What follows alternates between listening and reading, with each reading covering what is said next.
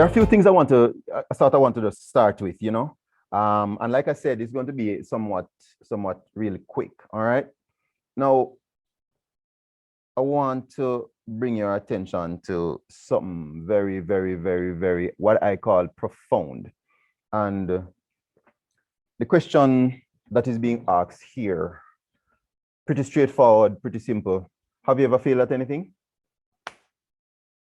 Or did you fail at everything?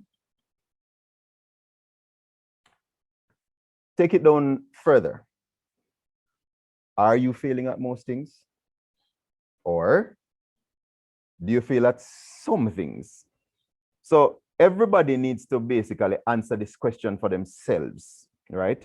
Now, everybody at certain points of their life may have crossed over one of these areas. Maybe it is two of these areas. Maybe it's a lot of these areas that you're failing in. We don't know, but that's up to you. But for one thing I know though is that somebody must be fed up. So, you know, I know that some persons might be fed up, right? Some might be pulling all their hair, you know. But there are a few things that I want to just sort of remind you, right? And the reminders are gonna come first of all with my mantra, and I'm sure it's a lot of other person's mantra too. And it says, nothing great is born out of comfort. And I want everybody to take this thing here very serious. Like I said, this is not a very long session, and so I might seem like I'm breezing over it, but hey, going further, look to the right of your screen, down to the bottom right of the screen, and you'll see that little sign, and it is very, very, very, very, very known to the persons nowadays, as far as I'm concerned. So let's take a look. Now, we all are very familiar with this image, very, very, very familiar with this image. And the image is obviously of a world-class sprinter, Usain Bolt. And you might wonder where I'm going with this. It's pretty simple. See, Usain is arguably the greatest sprinter, runner, call him whatever you want to call him. So much to the point that they say the greatest athlete. Now, I don't know about that, but what I do know is that this man has the world record. But there's something very, very, very, very, very specific that I wanted to pay attention to. And I wanted to zoom in on the fact that his record time is 9.58 seconds. Now, what's so important about 9.58 seconds is that the truth is it's faster than over 100 meters, faster than most of a car can run so quickly. Maybe after the 100 meters, of course, the car naturally goes faster. And so I want you to take another look at this other world record. Now, this is for the 200 meters. Now, the 200 meters that you see in ran, you see, if you do the maths, you find that Usain is a little slower over the distance of 200 meters as opposed to 100 meters. 3 seconds to be exact. Now, there's something very specific that I want to bring to your attention. Now, moving up into another gear. This is the world record for the 4x100 meters relay. But what's very specific and peculiar, some persons would say, something to note is the fact that now that Usain Bolt has team members running with him, he was able to come out with 37.04 seconds. Now, do the math for yourself. When you divide 4 sprinters, because there are 4 of them, when you divide 4 sprinters into this time here, what you're going to get statistically is an even faster time than what Usain did by himself. Yes, thank you, Sarah. Thank you. So I want you to pay attention to what's going on here. Pay attention to what's going on here. Let's jump a little bit further. There was an even newer world record than that for the 4x1.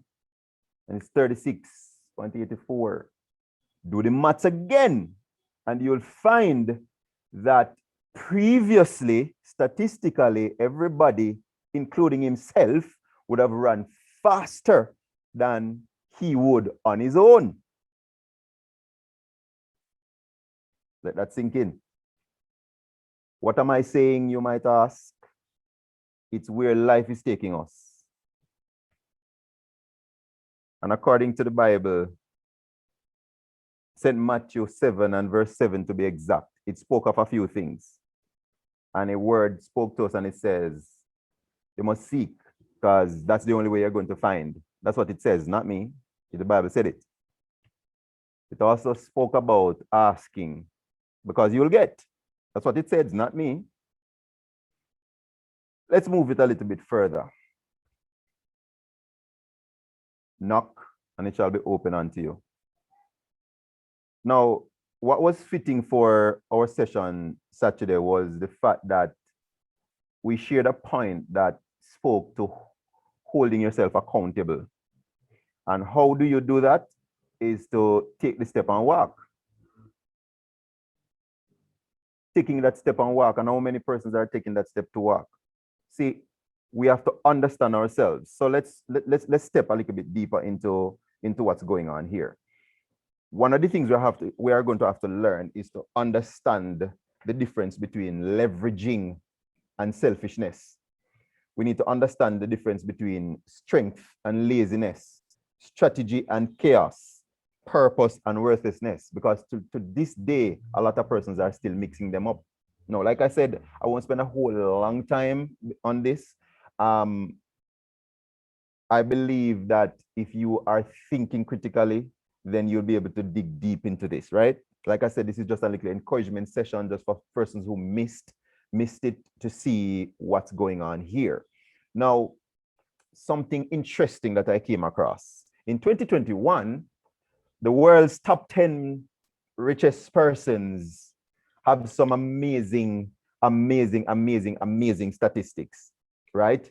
And I want you to take a look at, for the persons who did not get to be on the session, Saturday, I wanted to look at these 10 rich people in the world. So we're starting with Elon Musk, that's Tesla and SpaceX, and that's Jeff Bezos, that's Amazon, Bill Gates, that's Microsoft, Arnold, Mark Zuckerberg, going down the line. But what is very interesting, I want you to take a look at the black versus the yellow on the two richest ones, Elon and Jeff.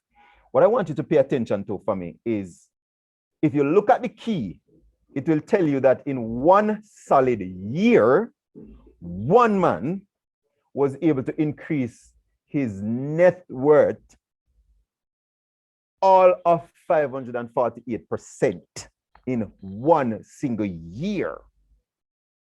And it is reality. It's reality. Do it on your own calculator for yourself. I bet you some of us are going to struggle to figure out how much zeros to 200 billion would that be. Carries. Because enough we not used to them kind of calculation there. Because even while going through school, how many times did your teacher ever use the word billion with a B? Not many. Some of us calculator might not even be able to contend with these zeros. Do the maths. 200 billion. Enough zero that. I know 6 is the million, so you need 9. So you need the 200 and you need 9 more behind that. So multiply that for me by 150, which is Jamaican dollars. And look and see how much money you get. And somebody may wonder, is this real? Yes, it is real. It is real. Reality. But I want persons to understand now, how is it that all of these men were able to amass all of this? Now, the topic says, be extraordinary too. It being part 2 of being extraordinary, I chose to say be extraordinary too. And I'm putting a charge on each of us individually. You can be extraordinary too, right? And to be extraordinary, I want us to look at a few things. How to understand success. And we're looking at 5 laws. Forgive me for rushing like this, but it's just a little refresher. 5 laws. Law of value being one, law of compensation, law of influence, law of authenticity, and the 5th one is law of receptivity. So we were talking about the law of value. So your true worth is determined by how much more you can give in value than what you get in payment. How many of us is exercising that every day? See, Elon Musk with him 200 billion, which is what, 30 trillion Jamaican? He understands this. And that is one of the reasons why in 1 year, he was able to move so big a jump. 229 billion to 200, that's a whole heap.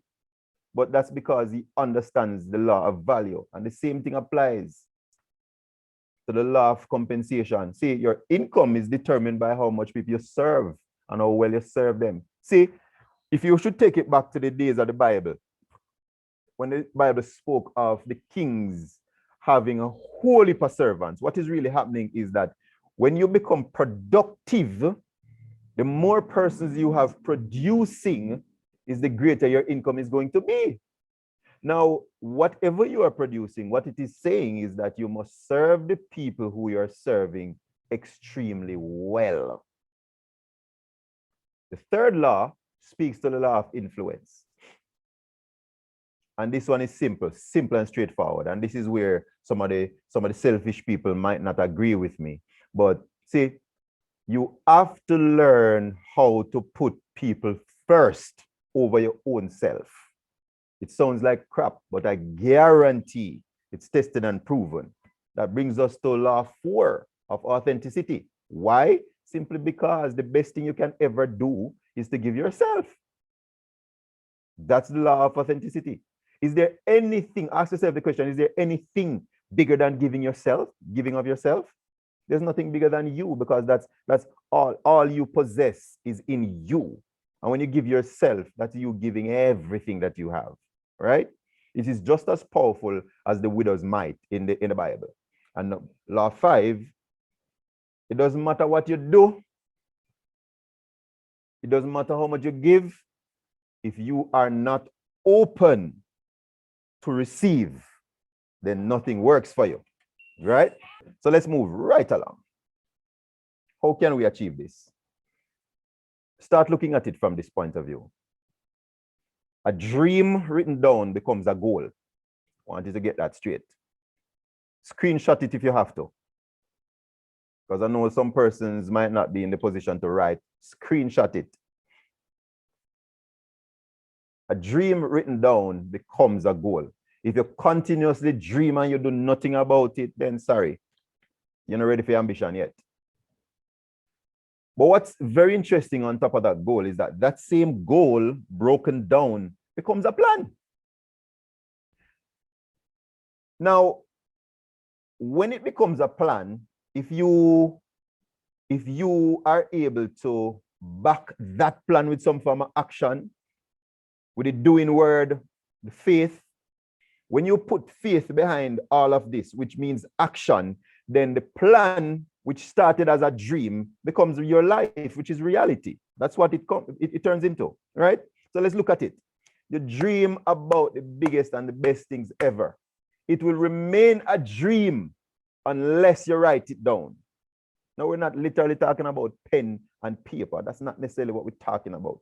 What we are talking about is making sure that you consciously put this forward into your life. Allow it to become you. How do you allow it to become you? It's simple. You break down this particular goal. And because you break it down, it becomes a plan. Now, when you have a plan, then you're a proper person right now. No, don't get me wrong now. I'm not calling anybody improper, of course. So the last part of this now, what we're talking about is the fact that when you put faith, the action, the workings, you put work into the plan that you have, then it becomes your life, which is reality, because nothing else is more real than your life. Eh? How do we look at it? Pretty simple. That same goal that we're talking about, what I want us to do is to understand ourselves in how we are supposed to operate, right? What we need to do is to take that particular reality that exists in your life, that one thing that you're great at, that one thing, how you will know that you're great at it is that if you should do that one thing or action that one thing for the next 100 days, your life going to change. That thing there, what that thing, singing, teaching, cooking, I don't know what the talents are, driving perhaps, whatever it is. But if you practice that for the 100 days, it will change your life. Then may as well you go for the year, which is 365 days. Now, once you have captured the 365 days, then we are saying go for the 1,000. Because at this juncture, your reality is going to blow your mind. Let's look at some facts. Now, this is quite interesting for me because I had some notes here that it's a good thing I didn't discard them. That I sat and was doing some research and I came up with 7 facts of life. Number 1, stop saying I have one life to live. Is that saying very, very familiar with us? We only have one life to live, you know. Selfish thought. Why? See, the truth is that everything you do every day, any time of day affects someone else. So if you choose to stay by yourself, you affect somebody. You create an effect with somebody, whether it is a family member or not. See, it's just that some of us don't understand how effect work, cause and effect. See, we think that when we don't do anything, we don't cause an effect, but that's news for you right now. You cause an effect when you do and when you don't. And so we need to start understanding the true meaning of selfishness. It's not the regular thing where people think about. It's not the regular thing. And so I'm saying, wake up. Choose your battle. Is it going to be negative or is it going to be positive? Choose. There is indeed your body. In other words, your physical body, the physical man. You are physical, standing on your own. And I, on the other hand, is another body. So there's your body, there's my body. And we are both living in this one life. We are both living in this one life. So get rid of the notion that says, I have one life to live. Because the truth is, anything you do affects somebody else, even when you don't do it. Number 2,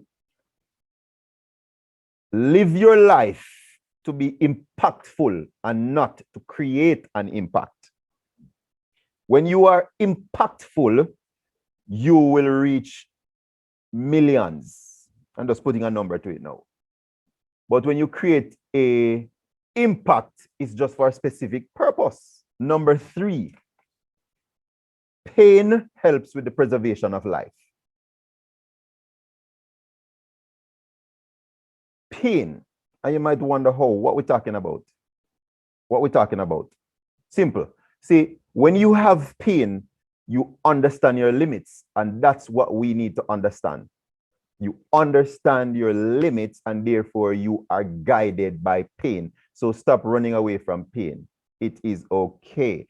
Pain helps you to understand your limits.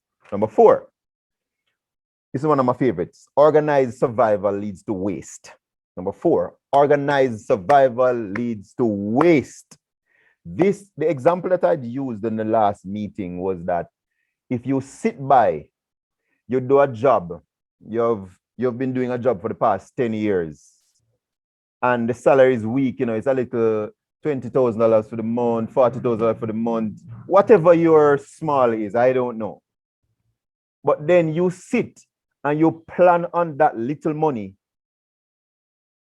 how to make sure that it is going to serve you for the next 20 years. So every month you live off of the same salary. Have you ever been in a workplace before, say for example, teachers in here, and you hear every single month somebody at the job complains about the job and complains and it don't make no sense and it don't make no sense. 10 years later, you go there and you see them. Same job. And they quarrel about it every day. And they still sit at it. This is what you call organized survival. Number 5, the better way to change the quality of your life is not really what you do. It's not really what you do. It is how you go about doing it, right? So understand this, that changing life's quality is about, it's about doing things another way, not how we've been doing it. It's about how to do it another way. So just get that straight for me, all right? Number 6, don't allow life to take you anywhere. You have the power to take life somewhere. Let me repeat that. And let me use another word with it. Stop allowing life to take you anywhere. You have all of the power to take life somewhere. What are we talking about? It is this, oftentimes we say things like, let's go with the flow. Learn to satisfy. I just life, yeah, man. This is you allowing life to take you where life want to take you. Life is not a human. You are the human, and you were created by God. And so you are the one that has control over life. Your decisions every single day is what makes a difference. Stop allowing life to take you anywhere it wants to take you. It's time to wake up and take that power that was given to you by God himself to bring life where you need to. And number 7, I can is very powerful. I can. It's powerful. But you know what is infinite? I will. Shift your focus from an I can mentality to an I will mentality, because I will is infinite. It is infinite.